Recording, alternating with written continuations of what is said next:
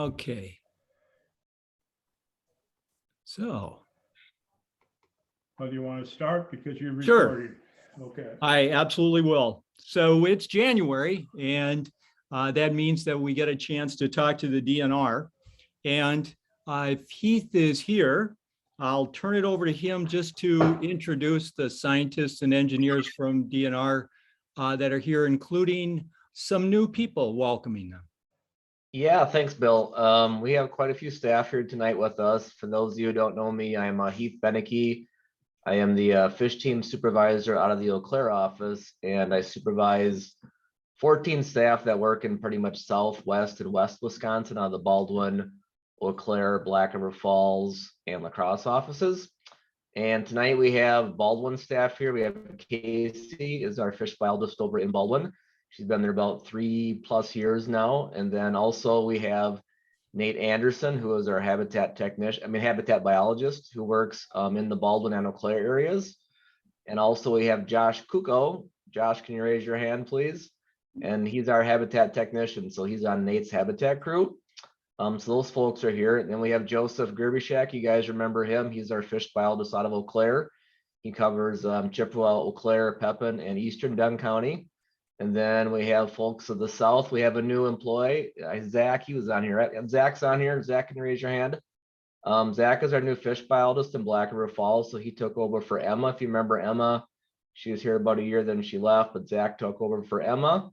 He's been here 2 weeks and he's learning real fast, but he has a lot of background in fish management, especially in kind of the Jackson and Monroe County area. He used to work at Fort McCoy for about 4 or 5 years. So he has a lot of experience in those sand-based streams in southern, like Trempealeau and Jackson County. So that's a good addition to our team.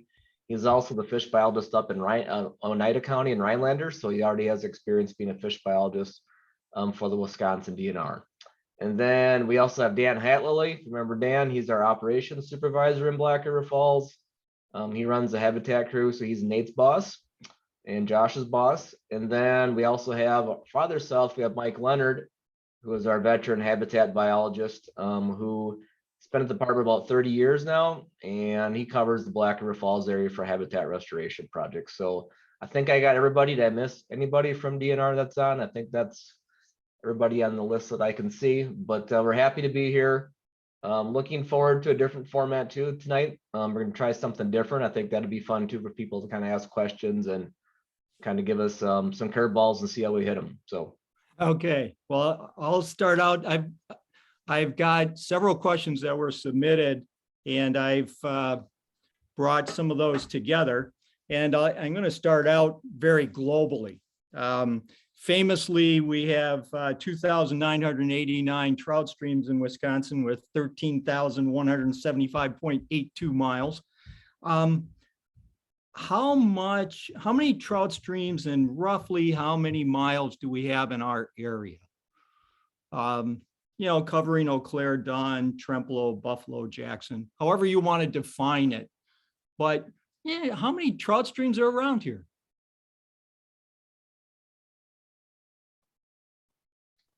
a lot. A lot. We find more every day, which is good news. Yeah. Yes, that's and that also leads to a question of how often do you classify trout streams to 1, 2, 3? How often do you do that?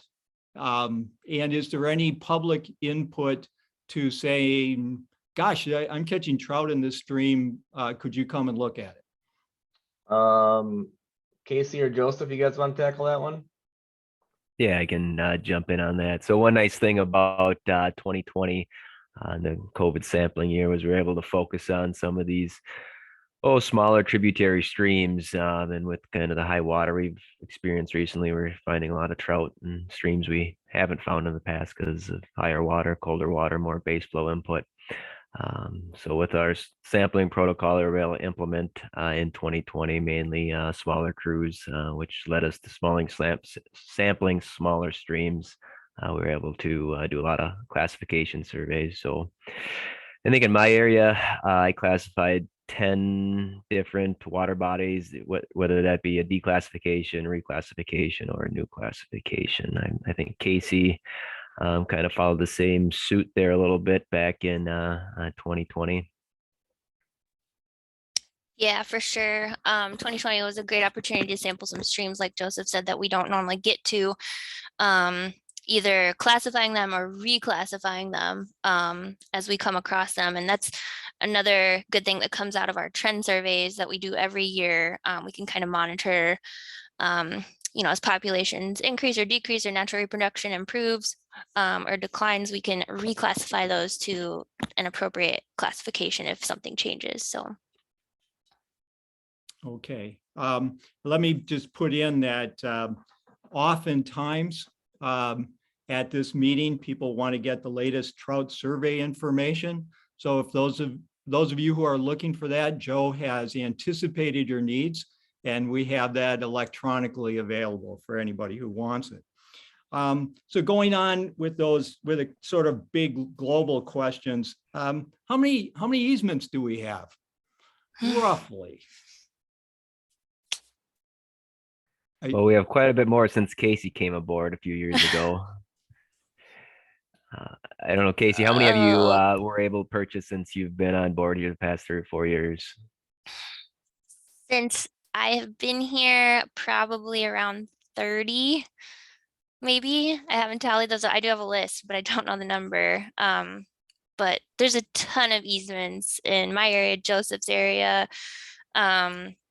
The trout tool, if you guys haven't looked at that or checked that out, that's a great resource for looking up easements and seeing where they are and what streams, if you're not familiar with that. But yeah, there's a ton. I don't know the number off the top of my head.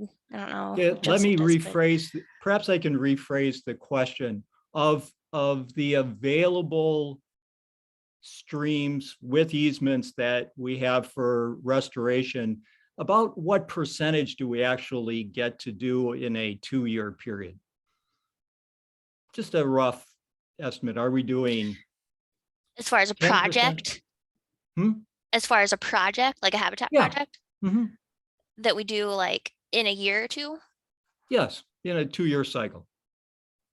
A very small percentage, like as far as completing a habitat project on our easements, I would say a very small percentage of projects get done. We just have tons and tons of easements, so many options for habitat projects. So there's definitely unlimited easements to do projects on.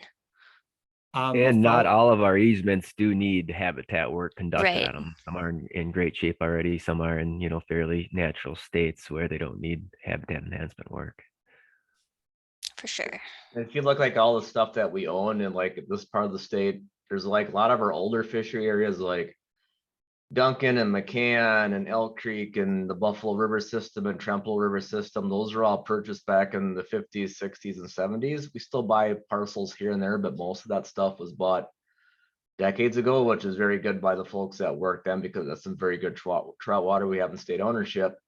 But you see like Joseph and Casey and Kirk down La Crosse, those folks have been buying easements, new streams that we're finding that are high quality too. So we have kind of our older stuff that was bought, I kind of call them like legacy properties 30, 40, 50 years ago, which were very good for the folks that worked then. They protected some very nice water. But now we got folks like Casey and Joseph buying stuff like on the Trimble and Plum Creek, and Joseph did a bunch of stuff on Bears Grass, finding these new streams that are high quality that maybe weren't so good 30, 40 years ago, but now they're really good now. And those folks are really targeting those streams, which is kind of neat. So great. I have some restoration questions, and some of them are directed to Casey about brook trout and brown trout. So let me just quote one. I have some knowledge of bedrock stratigraphy, and I can't think of anything that directly favors one species over another. So is this a secondary condition? And then a follow-up question that if it is a secondary condition, can these conditions be recapitulated regardless of the bedrock? Yeah, good question. So basically what I'm seeing in my area is a great area to kind of study this because I've got well, I've got 3 counties, but 2 counties are very different as far as the underlying bedrock types. One county is sandstone dominated, one's limestone dominated, and there's a huge difference between how the populations, brook and brown trout, respond to different disturbances. And maybe that's linked to the underlying bedrock geology as far as the response of them after a disturbance occurs, whether it be habitat work or stream temperatures warming or cooling. So basically, I'm guessing what he means by secondary mechanism is that what mechanism is actually causing this. It's not, like the sandstone or the limestone is actually causing this. It's something that, whether it be in the water quality that underlying bedrock is influencing. Something is just giving the brown trout or brook trout a competitive advantage over the other species. I mean, it could be pH. I know that's been studied a lot. There's a paper that I read in Pennsylvania where brook trout outperform or outcompete brown trout in lower pHs, which could be influenced by bedrock geology. So that's definitely something we're looking into. I feel like so far there's some link there, definitely from what I've found in my area for sure. And then the second part of his question, is it feasible to create a barrier to selectively restrict movement? So I have kind of delved into that a little bit in a couple of my streams that are now brown trout dominated, that were once brook trout dominated, to try to put a barrier in to prevent more brown trout from coming in. And as far as feasibility goes, I don't think it is very feasible. I've talked with Nate and our habitat crew about this, and depending on the gradient of the stream, a barrier to restrict total movement of brown trout would back water up way too far and totally degrade all of the habitat, and it just wouldn't be worth it.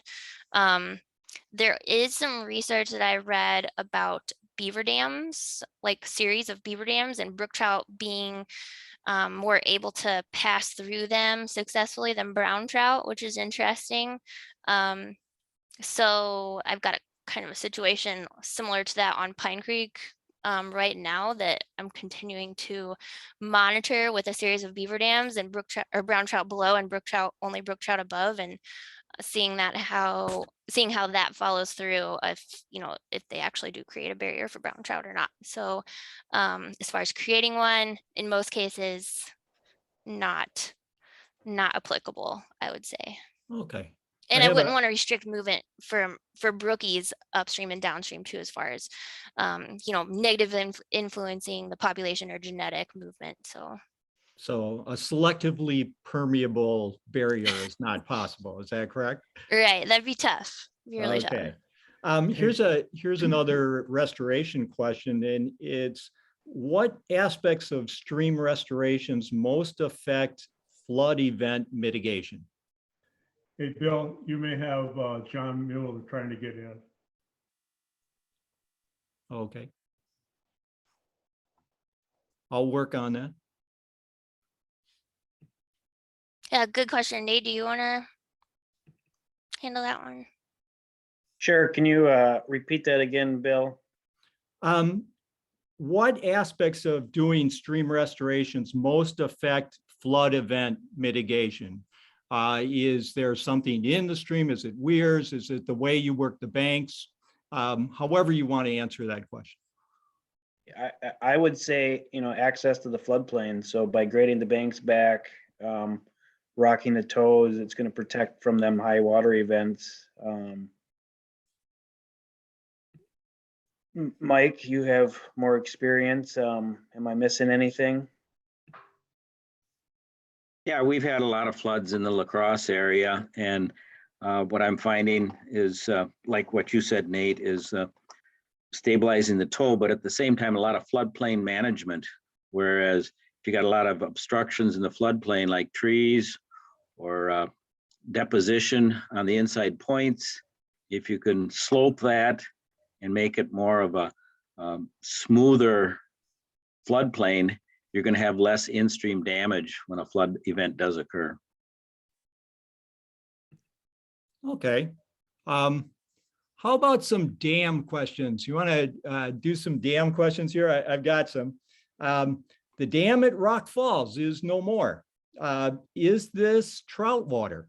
And is there any discussion about doing stream restoration around where that dam was? Yeah, so the dam at Rock Falls is out now, so the natural sandstone falls is there. I think Joseph has talked to our water resources staff, and they're planning on putting thermal monitors out there next summer to see what water temperatures look like. We have stocked brown trout in the past below there. It's kind of been an off and on thing at times. I mean, there's a few browns in there here and there. It's not a super high density stream, but let's say we find out thermal conditions are pretty good or look better than they had in the past, Joseph can make a decision whether or not he may want to try restocking that section again. But I think his plan is to basically get some temperature monitors out there this coming summer, see what things look like, then make a management call after that. Okay, next dam question is regarding Tilden Pond, the dam at Tilden Pond. And this is a similar question. What's the potential for trout water below this?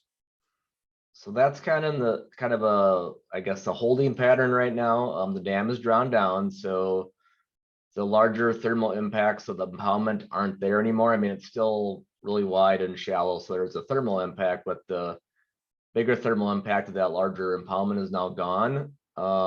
We don't have any resolution on the status of that dam at this time, and I'm told our dam safety folks are working on that. But if for some reason that dam did come out, we would do the same thing, basically look at the thermal regime above and below there, and then Joseph would make a decision whether or not he wanted to try and do trout management there. There probably is some potential for some bigger fish there. We do know there's some bigger fish above Tilden. There's more of a minnow forage there.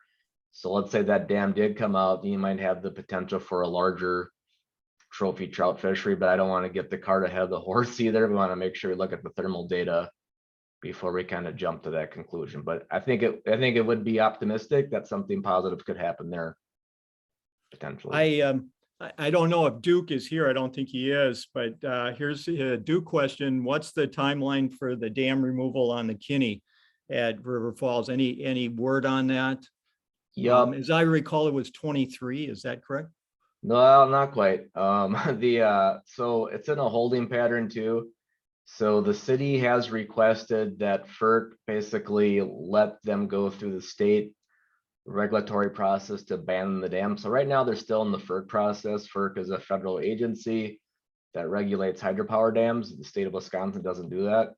But since they're abandoning that dam, they're requesting FERC to basically wash their hands of it.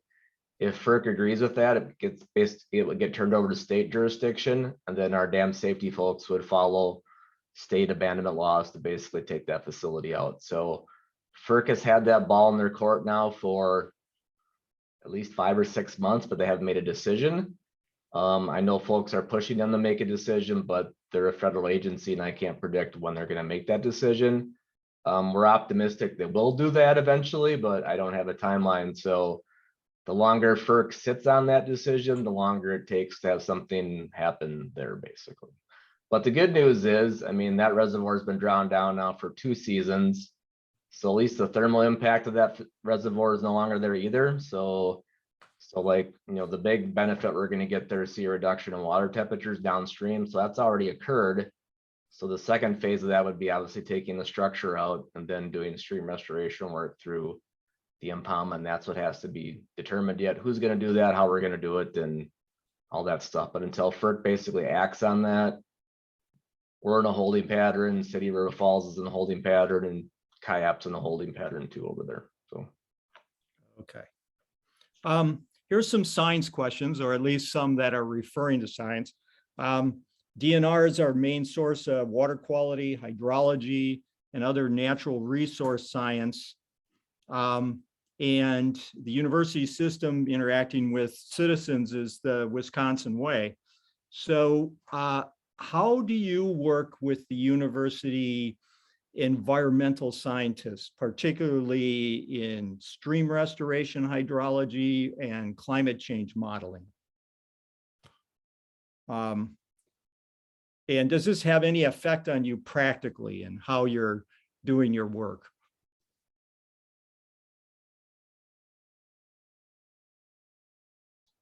I can try and tackle that one. So basically we have our, like a fish researcher, Matt Mitchell. You guys have heard him probably.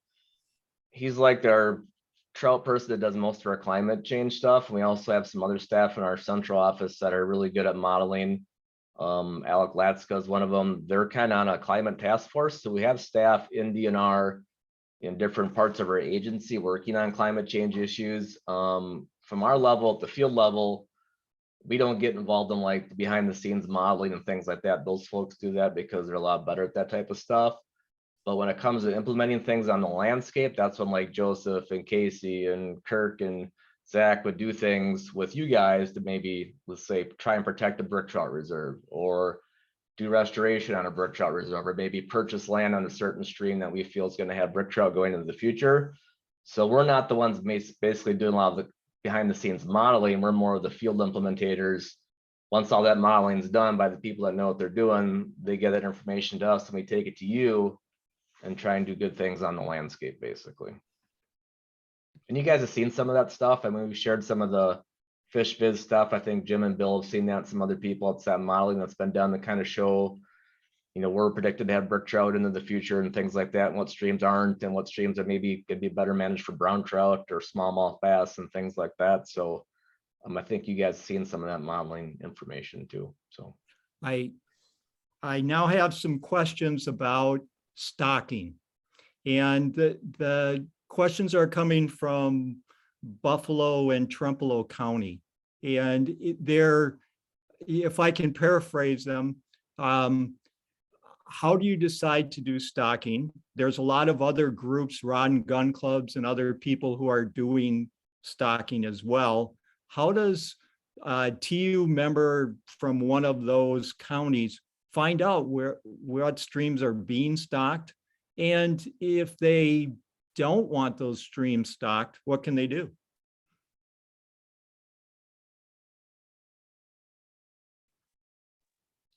Well, Bill, I can take a stab at this one. Okay.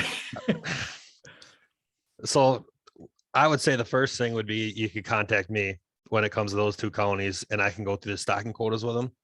And then, you know, I'm only 2 weeks on the job now, but then from there, what I would do is basically review the data that we have on those sites. And, you know, if that person felt like they didn't think stocking was necessary, well, looking at the data, you know, and going through and saying why we're stocking there and showing that reason, and then also discussing reasons that they might have and their opinions on it, and kind of walk through the science and see, you know, stocking is working here, we need to keep it, or, you know, explore those possibilities. So that'd be just a conversation pretty much to have with me on that one. Josh, could you, oh, Joe, go ahead, Joe. Were you Yeah, gonna and the say DNR something? does, yep, the DNR does release catchable size trout stocking report each year prior to opener. So anglers can determine, you know, where to go fishing perhaps based on that list of streams being stocked in each county. So watch out for that. Typically hits the airwaves around you know, late April each year. So as a novice stocking person, how do you make those determinations of where you stock fish? Is that based on the most recent surveys, or what do you do? Yeah, so that's a great question, and that's a big part of our job to determine, you know, where is the best place to be stocking, where's the wisest place to use these resources, because, you know, all stocked fish, they cost money. Our hatchery system does a great job at raising them, and we're, you know, stuck with the task of putting them in you know, good locations. So, you know, where stocking works the best is where you have reproduction issues, right? So you have the habitat there, you say you have adult habitat, but you have natural reproduction issues. So if you can get past that bottleneck in natural reproduction, put fish in streams that have adequate habitat, you know, good water quality, good cover, and good forage, then they're going to survive, grow, and hopefully be available for anglers to catch. But I'm sure other biologists out there can add kind of their input to some of this as well. yeah, I'd say like all of our good streams we don't stock. So like Duncan Creek, McCann, Elk, Timber Coulee, Pine Creek down by Osseo, Trempealeau River, all of our high quality trout streams, we don't stock fish. So those streams are already kind of doing on our own, like Gilbert, Wilson. Those are all good streams. We don't have to stock them, but like Joseph said, the streams that need some help, maybe it's a recruitment thing or a thermal thing. Maybe they can only survive for a couple months out of the year, but we have a lot of interest in the public in catching fish there. You know, streams like a Lowe's Creek or an Otter Creek, where we have good survival of stocked fish, but they don't reproduce real well. Those are the types of streams we try to target our stocking efforts on, because we know if we give them a little bit of help, we can enhance the fishery. So, but I would say a lot of our streams aren't stocked, but the ones that we do, they just need a little extra help to get them over that, whatever that bottleneck may be. I have some an etiquette question. We did a thing on angler etiquette last month. Do you get reports of bad behavior by anglers? And the follow-up question was, is there a single behavioral rule that you wish all anglers would pay more attention to? Any stories of reports of I behavior? guess for me, the biggest thing would be, you know, crossing property lines or trespassing. I don't get a lot of, you know, bad angler reports. I guess in addition to that, crowding people, you know, if a few cars are already parked there and people just go ahead and go and fish right on top of someone else. Those are mainly the complaints that I get as far as my area goes. Okay. You know, a big one Um, is trash. We have a lot of parking lots. We have a lot of walk-in access. And you see, and it's probably not the fishermen, but you see a lot of trash. You don't usually find fly boxes, but crawler boxes and tires, but Beer cans. yeah, exactly. I think one thing too, the farther west you go from Eau Claire, the more people you run into. So it definitely is like, you know, you go fish the Rush River and there's 4 cars at every bridge sometimes. So if you're looking for, you know, peace and solitude and things like that, you might want to go south of Eau Claire or north of Eau Claire. But just realize if you head that way, they're great fisheries over there, but there's also going to be more people just because you're close to the Twin Cities and things like that. So there's kind of that trade-off of what type of experience you're looking for.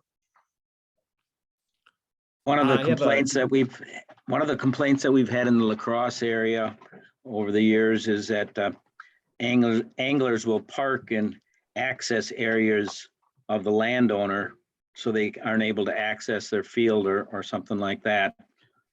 But we've got a good lands maintenance crew that will put signs up in those areas, so then the anglers do know not to park in those areas.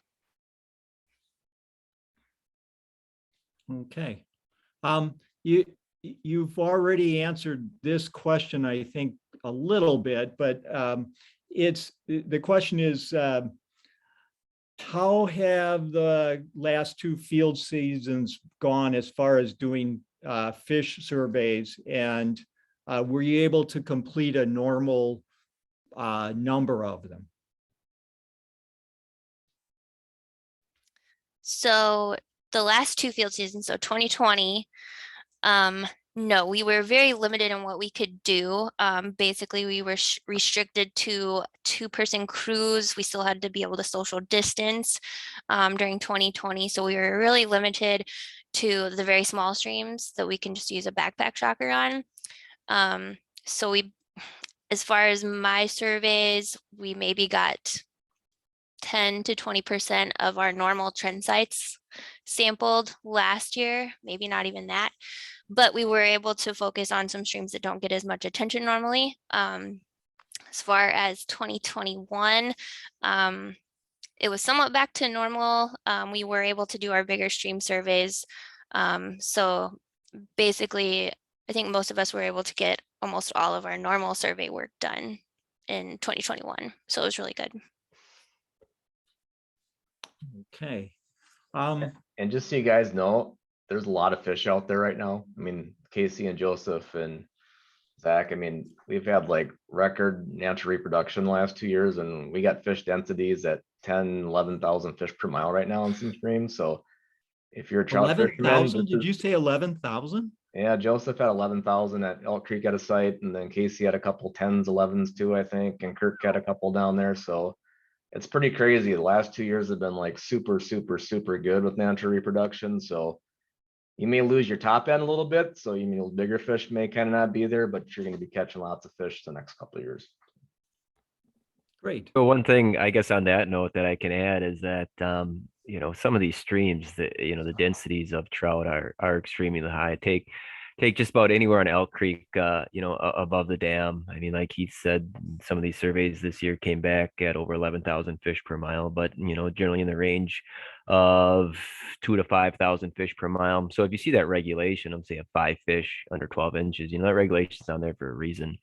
And for that reason, you know, for that regulation to have some population level impacts, anglers need to help us out there a little bit. So take some fish home with you on some of these systems.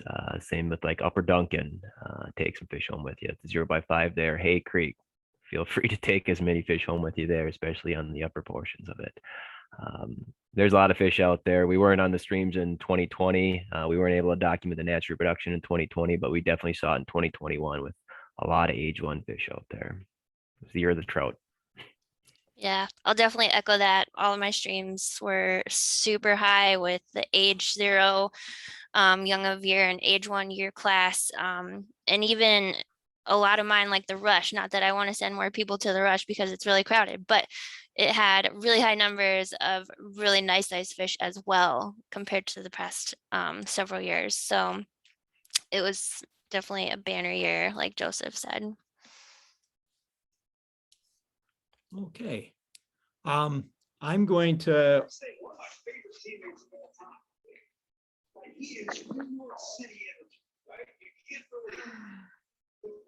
I was just wondering if I could ask a follow-up question with the density thing. yeah, absolutely, Damien. Do you guys ever consider either moving some of these fish to other streams or selling them to, I mean, I know years ago, I think down the driftless area, there were certain rivers that they would take stock out of and sell them to Michigan or something like that. Is that ever considered? Yeah, good question, Damien. When Heath was a biologist in Eau Claire, he started a pretty neat project, a fish transfer project, to transfer some of these fish from areas that are extremely high density, such as Upper Duncan and Upper Elk, to the lower reaches of those same streams. So for Duncan and Elk, they went below the dams on both those streams where reproduction is limited and density is much lower. We continued those projects for a few years. I presented that data to the Clearwaters chapter multiple times. Probably last time we talked about that was 2018, 2019. But we did see good results. It's an extremely labor intensive process because we're moving say 1,000 fish from the upper reaches. It's an all day event. And then stocking them down below. And we gave all those fish that we restocked in the lower reaches of the stream an adbo fin clip so we could document the survival of those fish over the course of the year. And, you know, those native fish seem to survive very well, especially in lower Elk, lower Duncan, though that was, you know, a brook trout transfer. And those fish, I don't think survived quite as well because there's some thermal issues down in lower Duncan. But yes, we've done that. And, you know, some of the biggest results that we saw were from the reaches that we removed the fish from. I mean, dense size structure increased quite a bit. So that's something that we can talk about perhaps doing again in the future. Actually, Clearwaters provided the funding for those fish transfers for about 4 or 5 years that we did them. Thank you. And kind of the wild card with that too is like, so what we could do like on Duncan and Elk, we can move fish downstream. We can't move them above a barrier. So like, it's kind of weird. So like, we couldn't take like fish from the Kinney and bring them over to Lowe's Creek because that's too far of a thing. We'd have to be basically in the same watershed. We can only move them downstream below a barrier because the fish can naturally move out there on their own. But if you wanted to move like fish from like I said, the Kinney over to Lowe's Creek, you wouldn't be able to do that anymore because of fish health laws. Well, I shouldn't say you can't do it. It's very hard to do it. You got to hold fish in a separate facility, get them tested for VHS and everything else. And then if they come back after 30 days, you can move them out, but it's really hard to do. And it's really expensive to do that. But like Joseph said, we do have some ability to move fish downstream, like below a barrier in the same watershed. That's basically what our limitations are right now. I would like to open it up to other people to ask questions other than myself asking all of the questions. So if anybody would like to ask a question of our experts, please speak up. Or you can put it through the chat room. Well, not being a techie, I'm not sure if I'm coming through. Loud and clear, Dick. All right, this is Duplessis. And first of all, thank you to all of the DNR people for appearing tonight. I know we have much better things to do, and us old guys at least really appreciate it. I have a question. It's a two-part question. First of all, and you can take them in whatever order you want. First is, what's the biggest impediment to rehabilitation of these streams from your point of view? Is it money, staffing, or something else? And the second question is, how do you prioritize between these new streams that we keep finding that may be worthy of rehabilitation versus those streams that that Heath was talking about that were done in the 60s and 70s, and unfortunately some of us are old enough to be involved with, that now need to be rehabilitated? I mean, they're failing. So how do you prioritize how you choose these things? I can answer your first question. One of the biggest impediments is permits. Can you hear me? Yep. Yeah. The permit process has gotten a lot more difficult than it used to be. So that's a big thing for us to do. And Nate and Mike know exactly what I'm talking about. Please nod your heads. There we go. I got some agreement from my guys. Yep.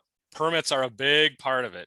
So Dan, is this federal permits or state permits, or what kind of permits? Well, both the state and then in the last few years, the Army Corps of Engineers, instead of sending out letters to us saying, so we're getting it both from the state, getting our permits. So it's a pretty big workload. It's a lot of work for Nate and for Mike to get those permits. Okay. And the other thing too, I might be stepping on a line here or whatever, but we've tried to have discussions in the past with our permitting staff, and that really hasn't gone too far. So it seems like to me that we get talked at instead of talked with. And I think I've mentioned it before, Casey's mentioned it before, Heath has mentioned it before. There are permits out there that are general permits that our biologists don't get to see. So, our charge is to manage the waters of the state, and there could be things that, there are ways to get around our management by going through these general permits. So permits is one area, and I'll shut up to let other people talk about other stuff. Wait, while you're there, how can we help in the permit process? Do you want to do them? No, but if Nate can show you. You guys got some time? Well, some of us do, but is it a political issue, or is it something that they need concerned citizens to bitch about, or what? Ooh, I don't know. Heath, you're a little more diplomatic than I am. Well, I can add to that, Dick. Well, first, back to the original question, I think also field season is really short. We have from May to, the end of September, basically, to work in stream. So we're trying to become more efficient and getting more things done, what we can do outside. So removing the trees, getting the rock on site. So then come field season, basically we're grading banks, placing the rock. But so it's short already. You add in, a wet, a couple high rain events that shuts us down for a week, 2-3 weeks. And right now, I think somebody asked, or the question was, how much restoration work do we do? And the last 2 years we've averaged, or last 4 years, I think we've averaged 2 miles a year, 2 miles of intense habitat. So it's pretty impressive. And I know Mike has done probably more than that each year. So, just in your guys' area, you're getting 4 miles of intense habitat, trout habitat work done. But back to the permits too, it's getting very difficult with endangered resources. There's a long-eared or long-nosed brown bat that is in every dead tree. And what do we do when we do trout habitat? So it makes things really difficult to get things done when we're working around all the feel-good stuff. Where before we used to just do what we wanted to do and figured, we're benefiting a lot of things while we're doing a project. So I hope that answered your question, Dick. No, that was good. That's helpful for us to know. I won't even mention H and H's. So. You just did. Oh, man. It's after hours, so. Well, go to my second question, is how do you prioritize between new streams versus rehabilitating old streams that have kind of fallen in disrepair? With input from you guys. Yeah, so I was gonna say, we kind of work plan every 2 years about the projects we're gonna do, and we'll talk to you, we'll talk to Kayak, we'll talk to the local rod and gun clubs that are in specific areas and talk about what our priorities are. And if you guys tell us, hey, Elk Creek at Highway M's kind of falling apart. It was a great habitat project we did back in the early 90s, but now it's tough to fish. The banks are falling in. We'll go out, take a look at it and talk about that's a good use for our resources or not. So, I think the good thing is, I would say everything we've done since probably the mid to late 90s looks like it's in really good shape still. We haven't had any major issues of things failing, things collapsing, any major problems. It's more stuff probably done back in the 70s and 80s where we didn't use as much rock and we didn't slope the banks as much and things like that. Those are the sites that maybe need more repair, but it's kind of a trade-off, whatever the user groups want to work on and whatever we feel we can get accomplished within our work planning, we're more than happy to look at stuff like that if we feel there's a need. So that's how we do. We work plan every 2 years, talk to you guys, talk to the other clubs, come up with a plan of attack. So we try and accommodate everybody's needs. We have some hands raised. If I could, I'd like to acknowledge Mike Kerr, who is our council president from the state. You had a question, Mike? Yeah, thanks, Bill. Yeah, I wanted to go back to some of the trout density conversation a little bit. And I was curious if this is something that we're seeing all across the state with high trout numbers, or is it just region wide? And then, as a follow-up to that, has there been any discussion about maybe why this is? What are the factors that are leading to that? Is it just a natural? I know the populations tend to go up and down through a natural cycle all on their own. Are we just in a high period, or do we think there are other factors attributing to that? We've experienced, a lot of rain the past few years. Groundwater tables are up. We're getting more base flow into streams, so that generally helps with natural production. Keeps the water warm in the winter, cool in the summer. Keeps those substrates nice and clean, those eggs oxygenated, so that certainly helps.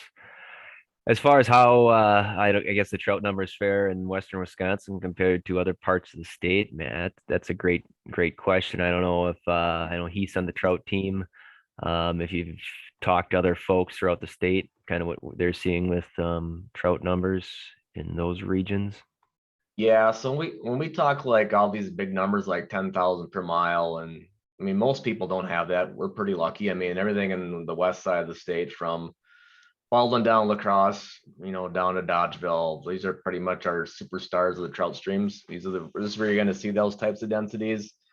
If you go up north of the Namakagon River or White River, if you can push out 2,000 fish per mile, that might be really good for those systems up there. So when we throw these numbers out, you got to kind of put them in perspective on where you're at in the state. And just because, let's say the Namakagon only has 1,000 or 2,000 per mile, it's lower densities, but it has some really big fish, right? It's a big water, it's got a good forage base. So there's kind of a trade-off between having a lot of fish and maybe a lot of smaller fish versus having less fish and some bigger fish.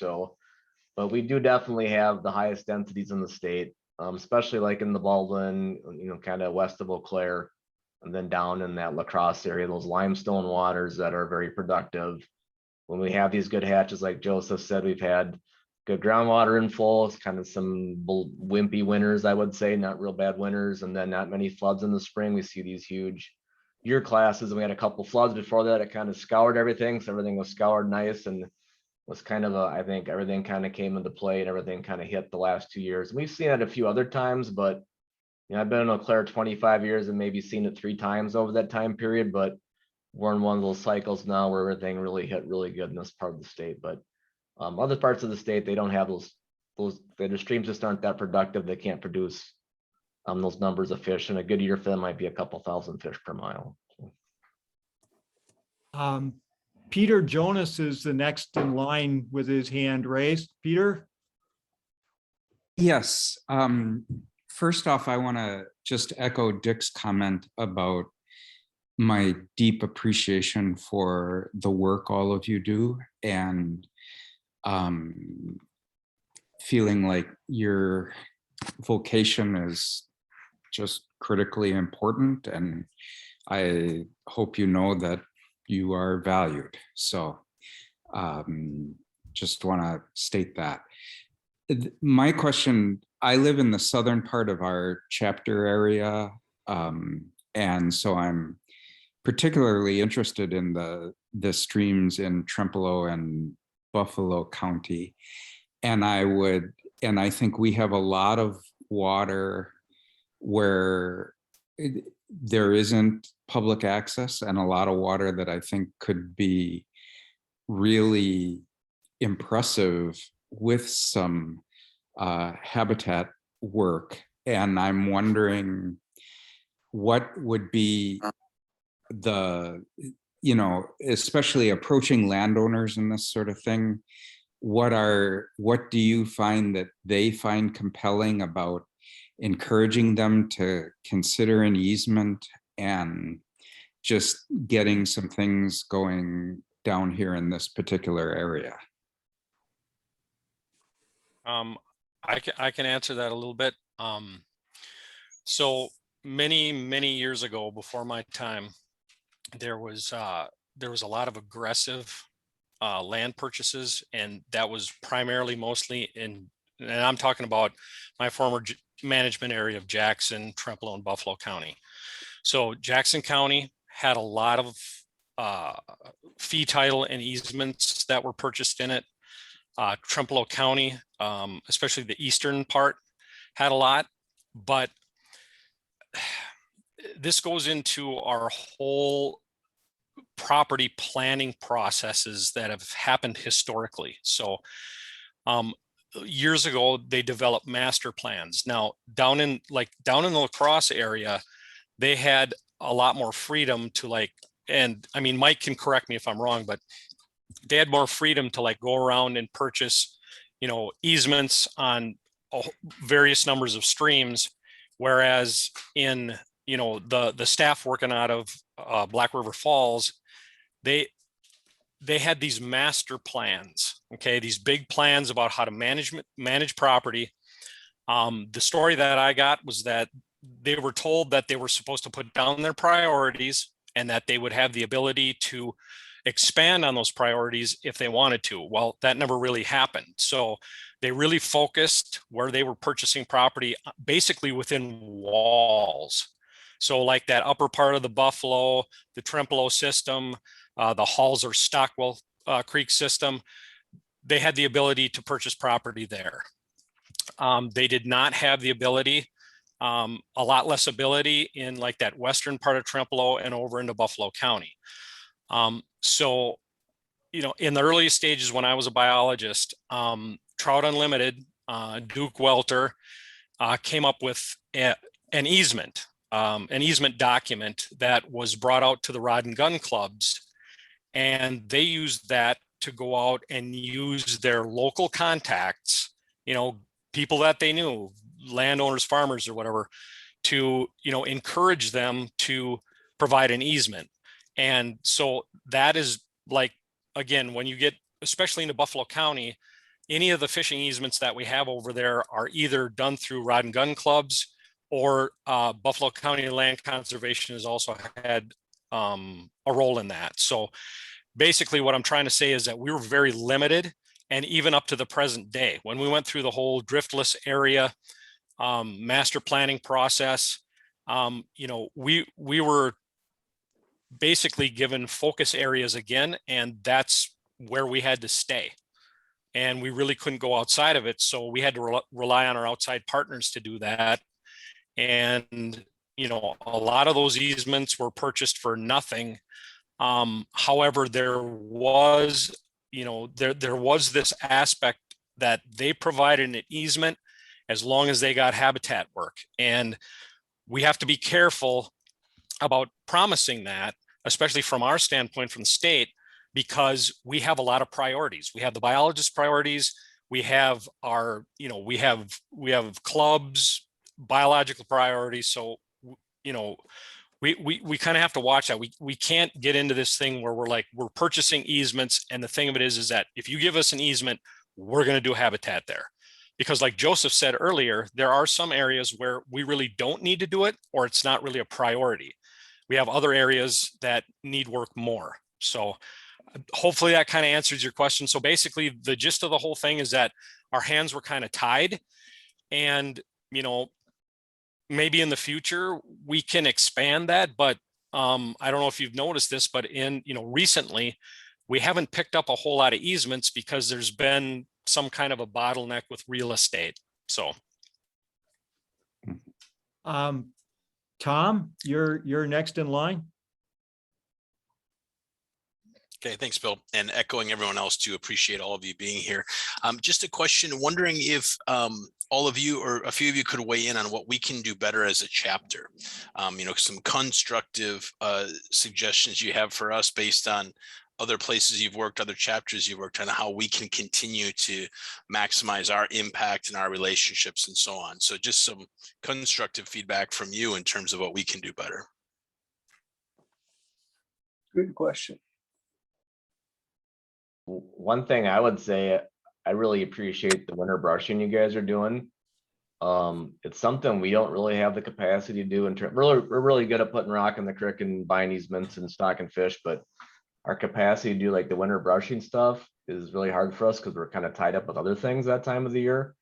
But that's something out there that has a need. It's a fishability thing. We have all these miles of easements and it's full of tag alder like this and you can't get to it. So you guys helping with that, I think, is something that kind of helps us out and better manages our state property. So we're very thankful for you guys, and also Kayak does that too quite a bit for kind of taking that winter brushing on. And if you guys continue that, I think that's one thing I would definitely recommend, at least to make a priority, because we can do all the other things pretty well ourselves.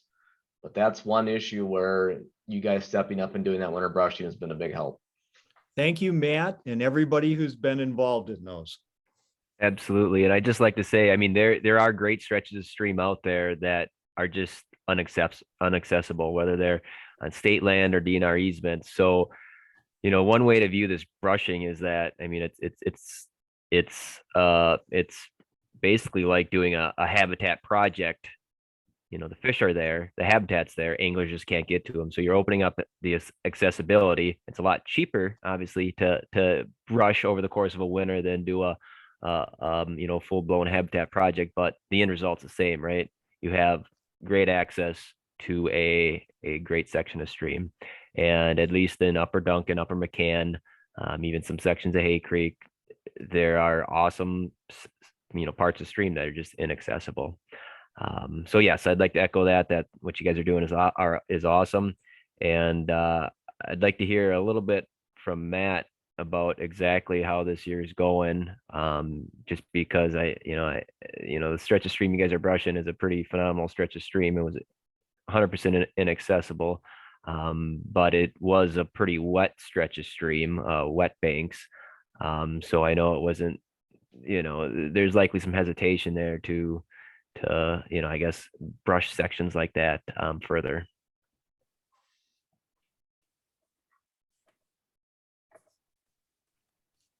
Okay. Is Matt there? That's what I'm looking for.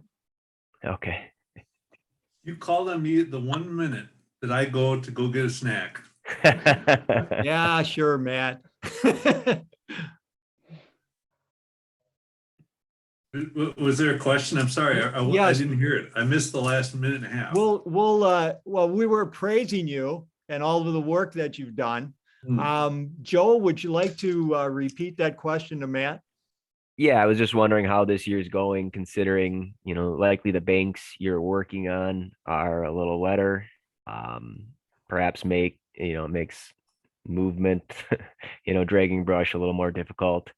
Kind of just wondering how it's going. If you guys are able to make kind of as much progress as you would have thought by this time.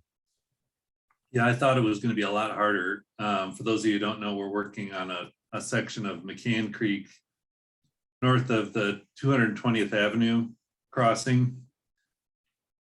You wouldn't want to do it in summer, but right now it's frozen and it's actually been pretty easy. It's thick, but I feel That's really why you good guys about are it. there.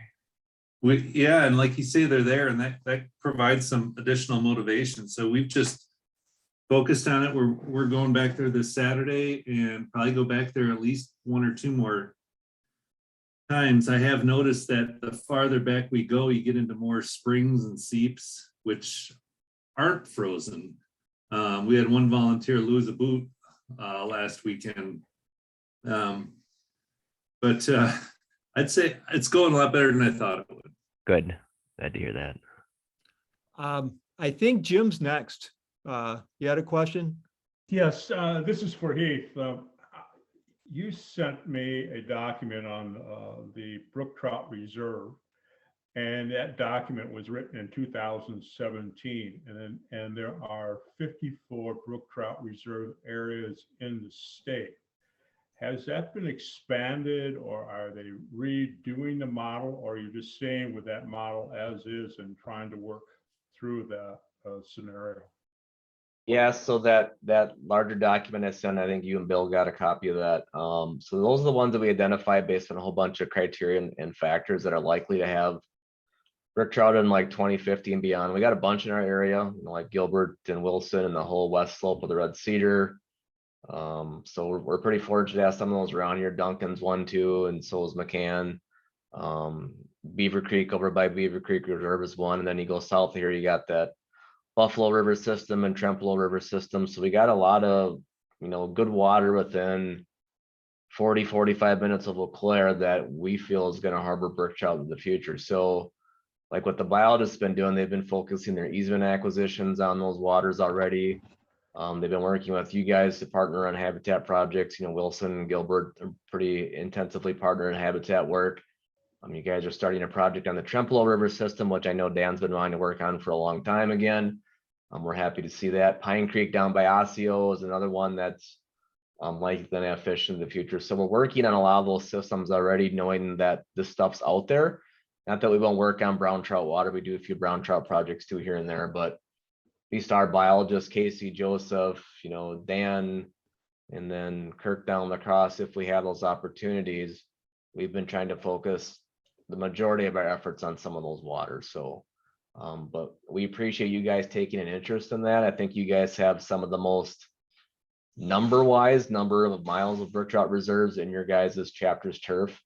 Let's say compared to like Kayap or even down in the Cooley region chapter, we have a lot of good brook trout water within 45 minutes of Eau Claire. The second question is, please don't mention that anymore. Yeah, there's no trout in Buffalo County either. Don't go fishing down there. So, Lon, you're next. I'd like to first comment that the questions have been really good tonight. I've liked them, but my question is going to be a little bit more selfish, maybe. And Heath mentioned Lowe's Creek recently, and I live along Lowe's Creek, and so it's a real personal thing for me as far as it's not a very good fishing place, and normally I don't fish there. I go someplace else where I have to travel a little farther. But my question really is, do the streams change? Years ago, maybe Joseph gave this information, or maybe someone else did.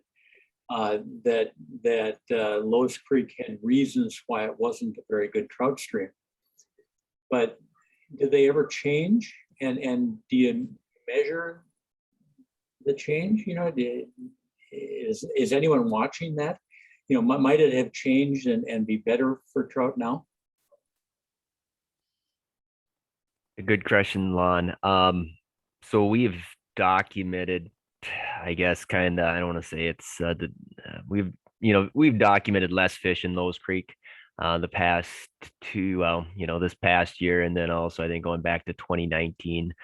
Our stocking strategy has changed there a little bit in hopes of hopefully increasing density. We went from stocking large fingerlings there in the fall, so those fish would have to survive, throughout the winter, and then they'd be able to be caught by anglers in the spring. So now we went to stocking yearling fish there. So those fish are stocked at a catchable size. Ideally, they have better survival, because they don't have to survive that winter, after being stocked. We don't stock as many of them because they're more expensive.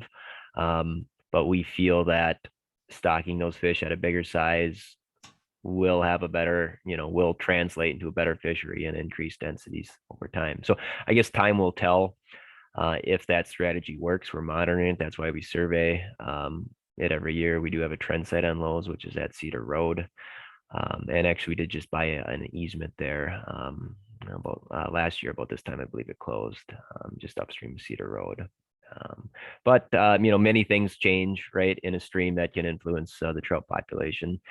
We talked a lot about base flow can change in streams. Certainly floods change the habitat in streams. They can fill in pools, cover spawning ripples, things like that. So yes, absolutely. Dale, you're next. Okay, I have two questions. The first is for the fish biologist, probably Casey could answer this. With the emphasis for brook trout on maybe a little bit wider stream and maybe a little bit slower stream, what I have noticed is more siltation. And the siltation seems to cover up our invertebrates, and that's obviously very bad. And so I just wondered if you've noticed that, or if it's just me in an isolated situation, or what. And my second question is, I understand there's been a new policy on beaver control, and I'd like somebody to speak about what the beaver control policy is. Yeah, so I totally agree. Siltation is definitely not beneficial for trout or macroinvertebrates, for sure.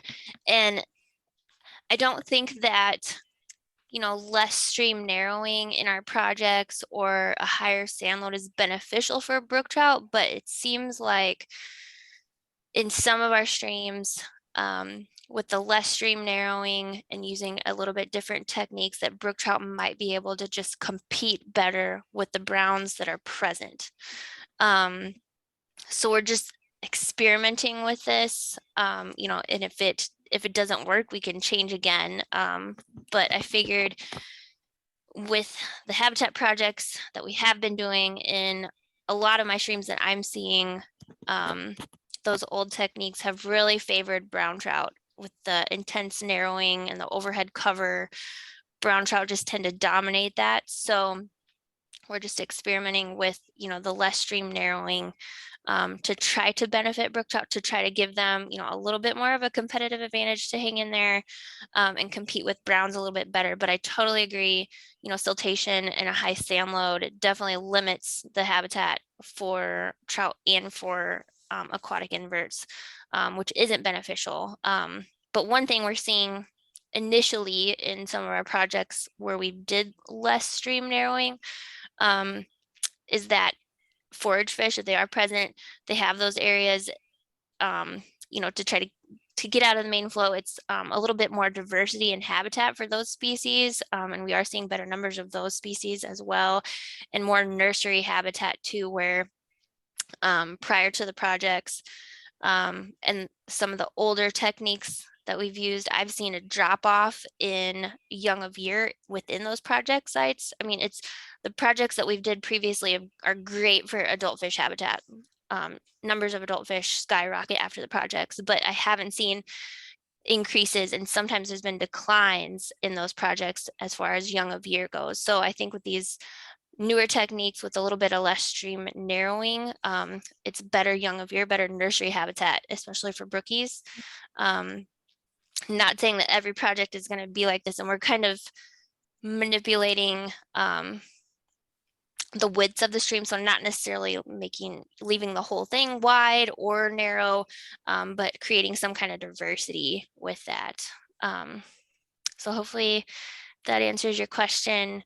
Okay, cool.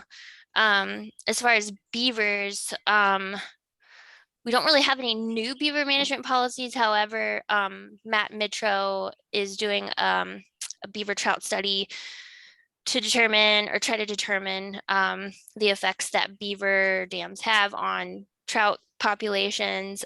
He's manipulating, removing beaver dams and determining or testing the effects of that, and then letting beavers recolonize certain streams to determine what those effects are. And I know North Branch of Wilson, I did include part of that in the study, not the easement area, but upstream from there, as far as letting beavers recolonize that area. So that is in the study, if that's what you're referring to. That's part of it, but I understand it's a bigger geographic area than just Wilson Creek. Right. Yeah, as far as I know, there haven't been any other changes in our beaver management program. I don't know if Heath has any. The policy is to remove them? On certain streams. Yeah, we still got our core streams. We're still removing beavers and beaver dams on those, but there's a subset of streams, like 5% of those streams, that we've done various things like let beavers colonize or remove beaver dams on these streams that aren't in the original group of streams. So it's a real small percentage, like less than 5%, but we're still doing our core beaver management that we've been doing at this point. And I don't expect those results to come out anytime in the next, short term. It's going to be more of a long-term thing to see what happens on these systems as we manipulate conditions on the ground. Thank you. Any other questions? Okay, I will echo all of the thanks. I really appreciate all the work you do and how well you communicate with us. We really appreciate that. So thank you. And I will wrap it up. Yeah, we appreciate you guys inviting us. Yes, and this is the fun part of our job too. Just so you guys know that we all enjoy doing this. It's good to interact with the public and see you guys. We haven't seen you in person for a long time, but it's good to see you on the screen, and we appreciate all that you guys do for us. So thank you. Thanks very much. Thank you. Thanks a lot, you guys. Thanks, everybody. Good night. Thank you. Good night, everyone. See ya. Bye, Joseph. So Jim, you spoiled it for me.